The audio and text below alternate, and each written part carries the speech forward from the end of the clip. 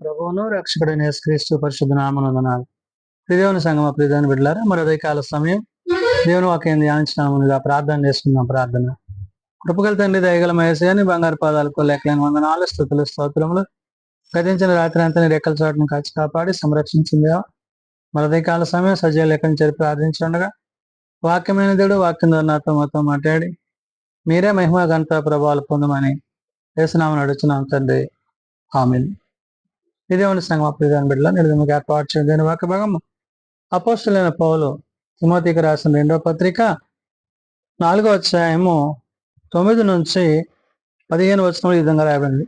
అపోస్తలుడైన పౌలు తిమోతికి రాసిన 2వ పత్రిక 4వ అధ్యాయము 9 నుండి 15 వచనములు ఈ విధంగా రాయబడినవి. నా యొద్దకు త్వరగా వచ్చుటకు ప్రయత్నము చేయము. దేమా ఇహలోకమును స్నేహించి నన్ను విడిచి తెస్సలోనికకు వెళ్ళెను. క్రీస్కే గల తీతునకును దల్మాతీయకును వెళ్ళిరి. ప్రియదేవుని సంగమా, ప్రియదేవుని బిడ్డలారా, పౌలు తన తోటి పరిచారకులను గురించి అనగా ప్రభు యొక్క పరిచర్యలో వారు ఏ విధంగా పరిచర్య ధర్మాన్ని కొనసాగిస్తూ ప్రభు చూపిన మార్గములో వారు అనేక ప్రదేశాల్లో, ప్రాంతాల్లో క్రీస్తు యొక్క పరిచారకులుగా, అపోస్తలులుగా వాళ్ళు ఉన్నారు. ఈ విషయాలను పౌలు తిమోతికి ఈ 2వ పత్రికలో తెలియజేస్తూ వ్యక్తిగత విన్నపములు అనగా తాను క్రీస్తుతో ఉన్నప్పుడు తన తోటి పరిచారకులతో ఉన్న ఆ యొక్క సందర్భాలను పౌలు ఇక్కడ తిమోతికి గుర్తు చేస్తున్నాడు. అంటే తన వ్యక్తిగతమైన విన్నపములుగా మరి తనకు ప్రభు చూపిన మార్గములో తన తోటి పరిచారకులు ఏ విధంగా ఆ దినాలలో వారు ముందు వెనకలకు వెలుచు మరి క్రీస్తు యొక్క ప్రేమలో వారు కొనసాగారో తిమోతికి పౌలు ఈ విషయాన్ని చెప్తున్నాడు. అందుకనే నా యొద్దకు త్వరగా వచ్చుటకు ప్రయత్నము చేయము అంటున్నాడు. అంటే దేవుని మాటలలో, దేవుని యొక్క ఉద్దేశాలలో తాను తెలియజేసే విషయాలను విని విశ్వసించడానికి తిమోతికి దేవుడిచ్చిన ఆ యొక్క ధన్యతగా పౌలు చెప్తున్నాడు. అంటే పౌలు ప్రభువులో కొనసాగుతూ తిమోతిని ఈ పత్రిక ద్వారా ముందుకు నడిపిస్తూ ధైర్యపరుస్తూ దేమా ఇహలోకమును స్నేహించి నన్ను విడిచి తెస్సలోనికకు వెళ్ళను అంటాడు. ఈ తేమా అనే వ్యక్తి ఏం చేశాడంట? ఇహలోకమును అంటే లోకమును ప్రేమించి, అంటే క్రీస్తును పరిచర్యను అపోస్తలత్వాన్ని కలిగిన తాను మరి దూరమై లోకమును స్నేహించి నన్ను విడిచి తెస్సలోనికకు వెళ్ళెను అంటున్నాడు.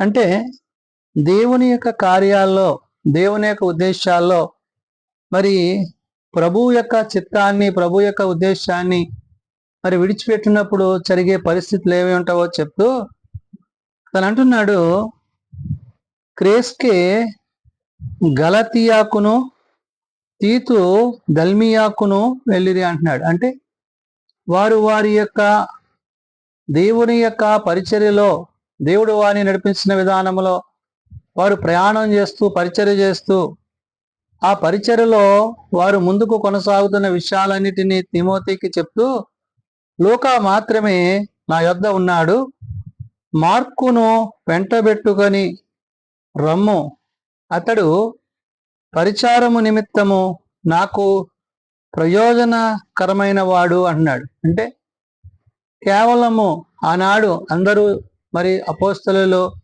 వారికి ఇవ్వబడిన ప్రదేశాలకు, ప్రాంతాలకు, దేవుడు వారిని చూపించిన ప్రదేశాలకు వారు వెళ్ళడము, మరి వారు ఎటువంటి ఉద్దేశాలు కలిగి ఉన్నారో, వారి యొక్క ఉద్దేశాలు తనతో ఎటువంటి అనుభవాన్ని కలిగి ఉన్నారో తిమోతికి పౌలు చెప్తున్నాడు. కాబట్టి లూకా మాత్రమే నా యొద్ద ఉన్నాడు, మార్కును వెంటబెట్టుకొని రమ్ము. అంటే లూకా తనతో ఉన్న విషయాన్ని, తాను కలిగిన ఆ యొక్క పరిచర్య ధర్మాన్ని గురించి చెప్తూ మరి నా యొద్ద ఉన్నాడు, మార్కును వెంటబెట్టుకుని రమ్ము, అతడు పరిచారము నిమిత్తము నాకు ప్రయోజనకరమైన వాడు అంటున్నాడు. అంటే మార్కు మరి ప్రభు యొక్క పరిచర్యలో నాకు అవసరమైనది అతను వెంట పెట్టుకుని రమ్మని పరిశుధాత్మ దేవుడు పౌలుకు ఈ పత్రిక ద్వారా తిమోతికి చెప్తున్నాడు. అంటే పరిచర్యలో దేవుడు ఎవరిని తన వెంట నడిపించాలో, ఎవరు తన వెంట నడుచుట మేలుకరమైనదనే విషయాన్ని అక్కడ గుర్తు చేశాడు. కాబట్టి తూకీకును ఎఫెస్సునకు పంపితిని, నీవు వచ్చినప్పుడు నేను త్రోయాలో కూర్పునద్ద ఉంచి వచ్చిన అంగీని, పుస్తకములను, ముఖ్యముగా చర్మపు కాగితములను తీసుకొని రమ్ము అంటున్నాడు. అంటే తనతో పాటు ఉన్న పరిచారకులకు వాటి అవసరతలను, వాటి యొక్క ఉద్దేశాలను పౌలు ఇక్కడ గుర్తు చేశాడు. ఏమంటున్నాడు? తూకీకును ఎఫెస్సునకు పంపితిని అన్నాడు. ఈ తూకీకును ఎఫెస్ అనే ప్రదేశానికి పంపించాడు. నీవు వచ్చినప్పుడు నేను త్రోయాలో కూర్పునద్ద ఉంచిన అంటున్నాడు. అంటే వస్తూ ఏం చేయమంటున్నాడు? త్రోయాలో కూర్పునద్ద ఉంచిన ఆ అంగీని ఏదైతే ఉందో, ఆ పుస్తకాలను ఏదైతే ఉన్నాయో, ముఖ్యముగా చర్మపు కాగితములతో తీసుకొని రమ్ము అంటాడు. అంటే దైవ సంబంధమైన దేవుని యొక్క ఉద్దేశానుసారమైన విషయాలను, ఆ లేఖనాలను, ఆనాడి ప్రతులను పట్టుకుని రమ్మని పౌలు తెలియజేస్తున్నాడు. అంటే దేవుని చేత, దేవుని ద్వారా నడిపింపబడుతున్న వీరు ఆ యొక్క సహాయ సహకారాలు, ఒకరి ఎడల ఒకరు ఉండవలసిన ప్రేమను కలిగి విశ్వాసములో, అపోస్తలత్వంలో వారు కొనసాగింపబడుతూ ఈ విధంగా మరి పౌలు ఆ విషయాలను తెలియజేసి, అలెగ్జాంద్రు అను కంచరివాడు నాకు చాలా కీడు చేసెను, అతని క్రియల చొప్పున ప్రభు అతనికి ప్రతిఫలం ఇచ్చును అంటాడు. ఈ అలెగ్జాంద్రు అనే వ్యక్తి మరి అతను ఎవరంటాడు? అతను కంచరివాడు నాకు చాలా కీడు చేశాను అంటున్నాడు. అంటే ఏంటి?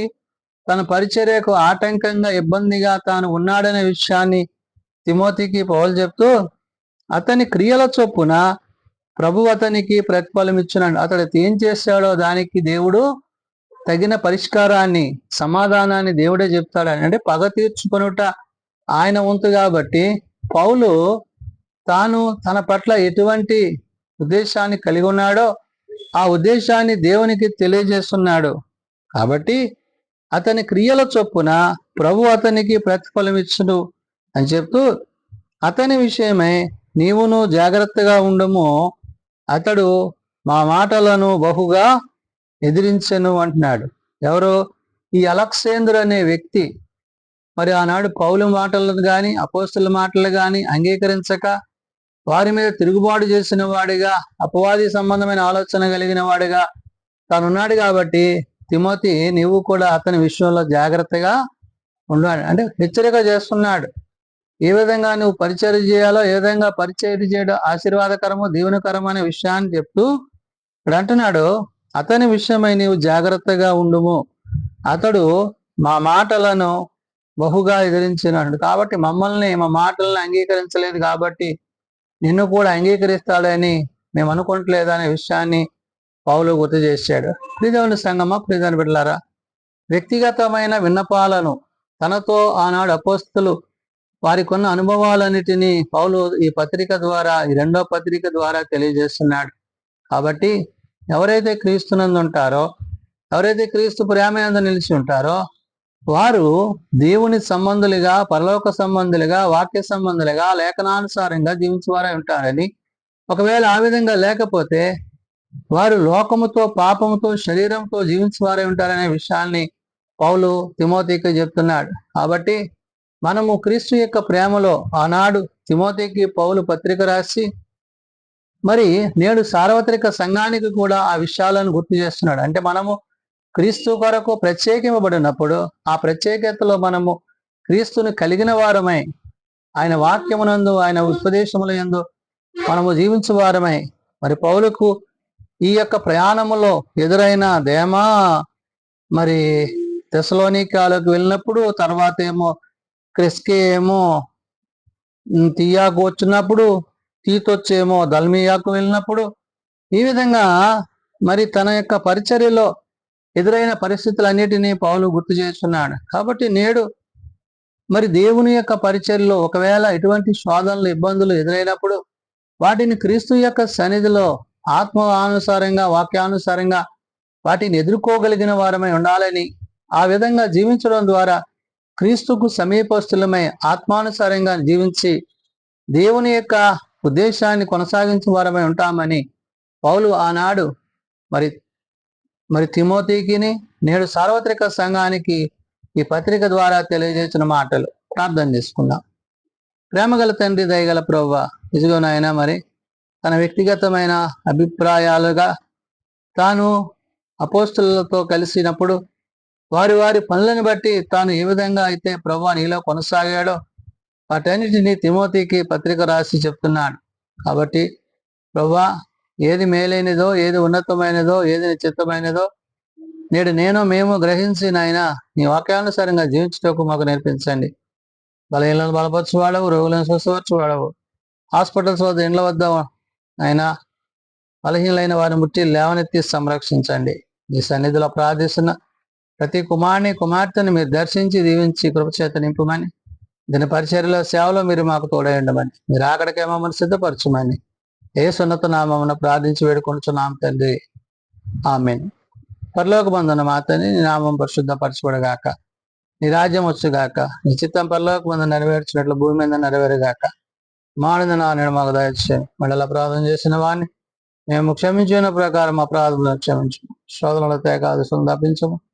రాజ్యము, శక్తి, మహిమ నిరంతరం నీవే తండ్రి, ఆమేన్. అన్న పరమ తండ్రి అయిన దేవుని ప్రేమ, ప్రభువైన యేసుక్రీస్తు కృప, ఆదరణకర్త అయిన పరిశుద్ధాత్మ సహాయము సదా తోడేండి సంరక్షించునుగాక. ఆమేన్.